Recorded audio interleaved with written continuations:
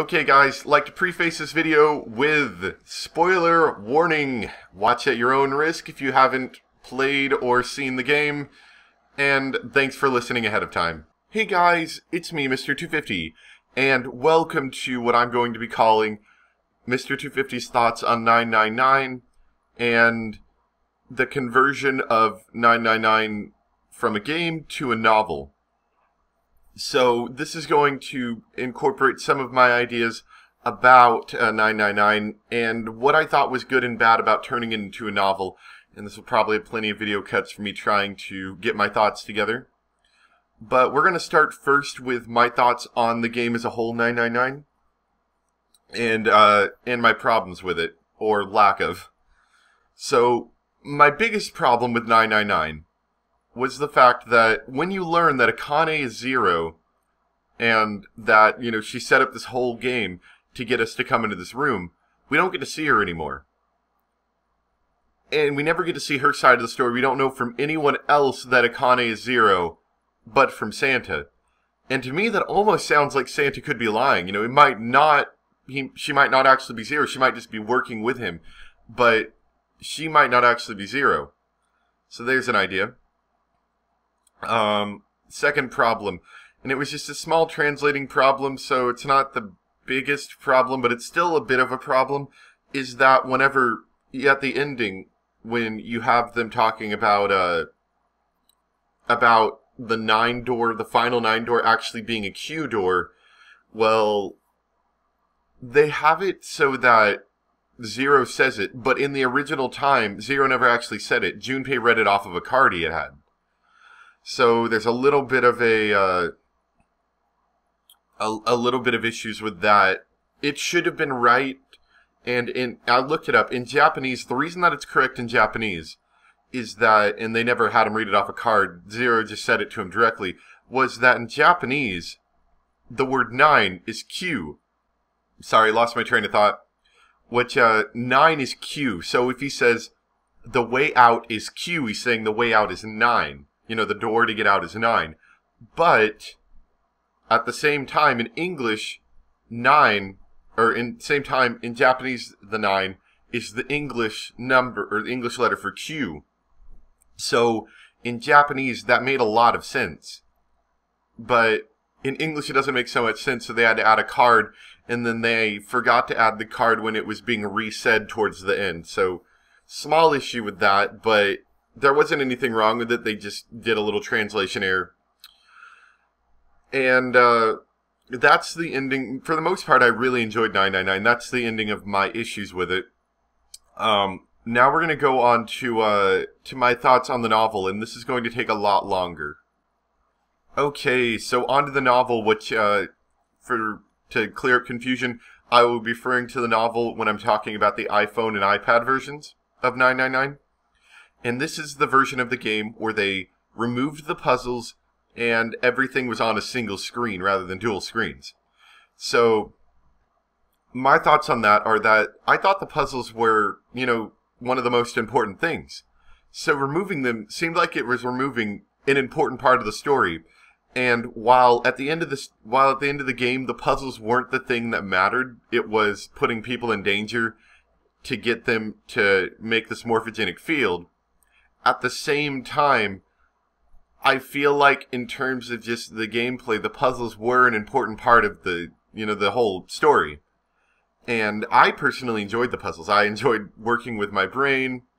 And so removing this made it less of a puzzle game and more of a horror story. Let's see. Oh, another thing. So what they always did when they replaced these puzzles is, let's say, for example, the puzzle in the kitchen. Well, actually, that one was a little bit more drawn out. Let's say the puzzle in the casino. So in the casino, if you remember, on the DS version, we had to get all these cards, we had to solve some puzzles, we had to do that slot machine thing to get the key, some more cards, get some more cards, put them up, and that's how we did it. Well, what they do for the novel version is they say, Junpei and the others solved some puzzles, and they got a key, and they left the room, and that kind of that could be slightly confusing. Like, you know, you might have missed the fact that you got the key just because they glossed over it so quickly. And that could make it confusing if you don't know the main story, in my opinion. And also, you kind of lose the you kind of lose the sense of accomplishment of solving the puzzle when it just goes through with it. Which on, another thing to add to that, a thing I noticed is that on the DS version, the puzzles were like a nice change of pace, because the game would just be, pounding out information to you over and over again, like, hey, look, morphogenic field, look at all this crap. And then you get to the puzzle, and you get to slow down a bit. You get to think for yourself, and you get to go at your own pace. And I kind of liked that. But on the novel version, they're just like, hey, look at all this information, you're going to keep getting it. And then here comes puzzle. Nope, no puzzle, just more information. So that was just my thoughts on that. Now, those were thoughts that I had on just how they removed the puzzles. And I kind of thought it was not the best thing that they removed the puzzles, though aiming for a novel, kind of have to remove the puzzles. But this next thing is what my biggest problem with the whole thing was that, so if you remember on the DS, towards the end, the twist was that Akane's talking and thoughts were on the bottom screen, and Junpei's talking and thoughts were on the top screen. And it made for a really cool twist, and I really liked it a lot. And they really made use of the DS's dual screens. It was really cool. However, on the iPhone and, on the iPad as well, I only have the iPhone, that's why I'm mentioning that generally. They only have a single screen. And they display both bits of information on the screen. And the way they do this is that Junpei and Akane never talked at the exact same time. It was, it was a conversation. One would talk and the other would talk. And that's how they have it on the DS. Whoever's talking is one on the screen. However, it's unclear who is talking at any one point of time. You can use context clues to sort of get a general idea, but they never say, Akane is talking, or Junpei is talking. And that can be kind of confusing. For example, there was a scene towards the end of 999 where Junpei solves the puzzle for Akane, and Junpei says, okay, Junpei tells Akane to, hey, push the button so that, you can get out of there. And Akane says, okay, she pushes the button. So Akane pushes the button. However, a couple, slides later, Junpei hasn't pressed the button yet. And if you didn't know that Akane was the one that pressed her side of the button, but Junpei hadn't pressed his, that could be confusing, because you'd be saying, well, didn't he just press the button? Why isn't the button pressed? So if you don't know the main DS story, that can be confusing. Now, it could be that they were marketing towards people who had already completed the DS story, in which case, it's not a bad idea, but they're going to confuse any new people that don't know the original game. Another problem that was faced with this lack of dual screen was, if you remember at the end when we were solving the Sudoku puzzle, at the same time, Akane was giving us a math problem that basically would lead Junpei on to believe that, hey, that's not a 9, it's actually a Q. Because if you add these all together, you get a number that in hexadecimal is Q, which is how Junpei was able to solve the final puzzle. And you don't get this in the novel version, which I'll go on to explain how they managed to do that later, but it's still a dumb idea. Okay, well, actually, I'll explain it now, because that's the next thing on my list. I've got a list of video notes here to talk about. So, the way that Junpei figures out that the 9 door is actually Q is a little odd in the novel version. So, like I said in the DS version, Akane gives him a math problem that allows him to solve the answer. Well, he doesn't get it in the novel, and what he does is he doesn't get that, and he's like, oh man, how do we get out of here? And then he sees the door, and he's like, hey, wait, what if that's hexadecimal for all of us? And then we could all get through. Like, he comes up with the idea himself. He doesn't get it from Akane. And the reason I don't like that is that it lessens Akane's role in the final part of the game. Because Akane was supposed to be the one that let Junpei out of the room. But it lessens her role if he can suddenly come up with the idea himself. And that can also make it unclear to the reader until later on when they just plain out explain it to you what the code for Q even is. He's just like, hey, wait, I know. everyone scan your hand. He doesn't tell anyone what it is.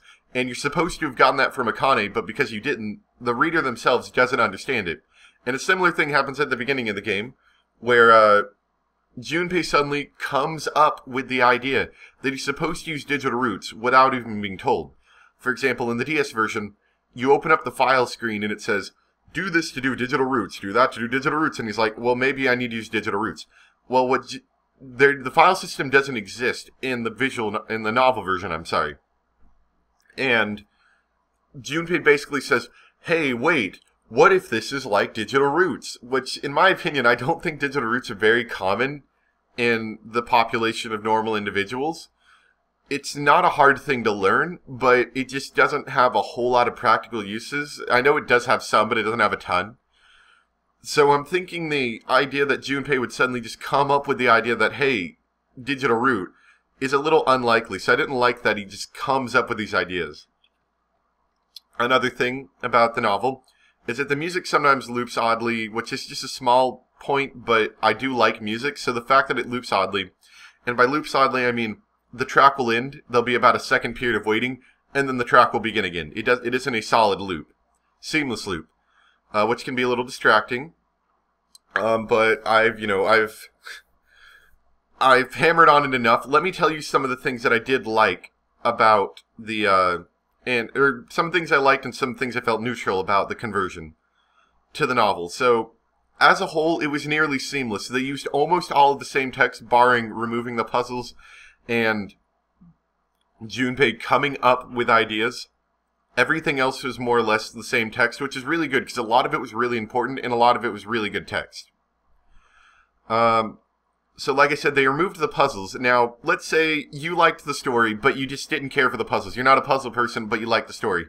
Then the novel version is for you, because they could cut out effectively 30 minutes to an hour, or more, as you saw through my series, if you don't like the puzzles.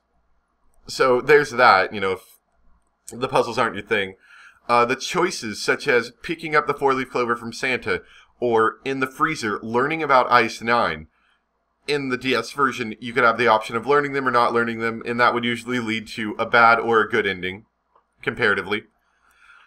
In the novel version, they sort of railroad you into choosing them, so you automatically get the 4-leaf clover, and you automatically learn about Ice 9, and while that's losing a little bit of your sense of freedom of choice, in terms of a novel, it's a lot more fitting, and it's a lot easier for a newcomer who doesn't understand, because for one thing I wanted to add was getting the true ending, had I not learned from you guys, had I not learned from the internet, would have been incredibly difficult. Just because, I mean, you could have figured it out eventually, but it would have been difficult just because, and I'm talking about the DS version, sorry, just because you don't know what you need to do. On the novel version, they do this really cool thing of, first off, getting you those optional items, and they also, when you get a bad ending, they say, hey, if you take this route, this door, and this door, then you will be closer to the true ending. So they really help out new people and make it less needing to go to the internet to look up where to go next. Which is one thing I think is a good transition. It's one of my top 10 games, I'd have to say, as of right now. It's really good. The reveal of the end of them being in the desert was not surprising considering how much they talked about it, but I did find it really neat, and I liked that a lot. The addition of the flowchart really, really helps for getting all those different endings, making the game a lot less long-winded because, I cut it out for you guys, but there was a good, 30 minutes every single time I wanted to do a new ending where I had to just hold down the right button, skipping, then I'd have to solve the puzzle, which admittedly would go quickly because I knew what it was, but I'd just have to skip for like 30 minutes. Like my thumb would just be plastered to the right D-pad for like 30 minutes straight, just to skip all of the text so I could get back to the new ending. So the flowchart system is a really good touch, I feel. It makes it a lot easier for newcomers, makes it a lot easier for people who just want to get all the endings too. The music is a much higher quality, which sounds wonderful, but unfortunately some of the tracks don't play and other tracks just don't play much, due to the fact that you're not in the puzzle much because the puzzles were removed. So some of the tracks are cut very short and some of them just aren't there. The art is redone and looks absolutely wonderful. And on that note, the visual novel style has been done away with. The visual novel style being you're talking to this person and they're in front of you on the screen, or you're talking to these two people and they're in front of you on the screen. They did away with that, and they went for more of a comic book style of having portraits on the screen. So Junpei would be talking, there'd be a portrait of Junpei. Lotus would be talking, there'd be a portrait of Lotus, but you'd still have a stock background and nobody would be on top of it. Which I enjoyed the visual novel style a little bit more, just as a personal preference. However, they did a really good job with the art, and for that, I do enjoy it quite a bit as well. And my last idea here is, there's no animations through the game, which, because they're aiming for a novel, kind of makes sense. However, I did enjoy the animations in the DS version, where, for example, you'd pull on a lever, and you'd watch the door open with a creaking sound. That was a really cool effect, and I always liked that. Because in visual novels, you generally don't have that many animations. So the animations that they did have, including some of the character animations, were really cool, and I liked them. And what they did is they did the same thing that they do kind of in Mega Man, where an animation is too hard for them to work out. So they make the screen go black, they make some noises, and then the screen comes back. And that's how they would do it in Mega Man, that's how they do it in this. The screen goes black, you hear some noises, the screen comes back, and you have the new image after the animation played. Now there's one exception. There is a final animation where you find quote-unquote Alice at the end of the game.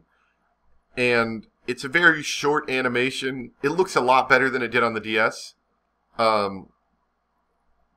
So there's that.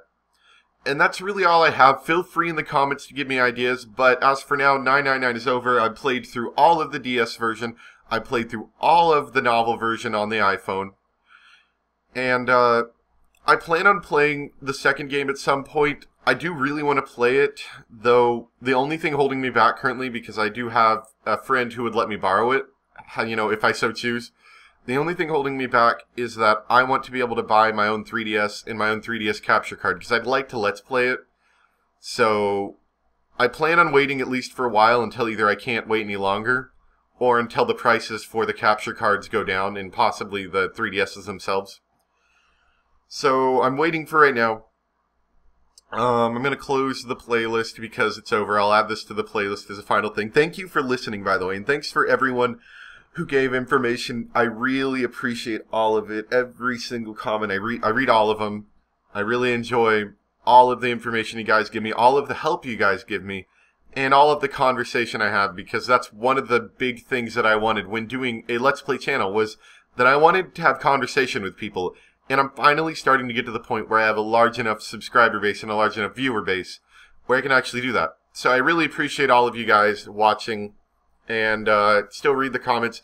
Give me ideas for new series. Give me ideas for new series, because I only know the games I know about, and games I never played, even if they're amazing, I don't know about. So let me know. And with that, 999's over. Thank you guys so much for listening. And I'll see you next time for whatever series we do next. Bye!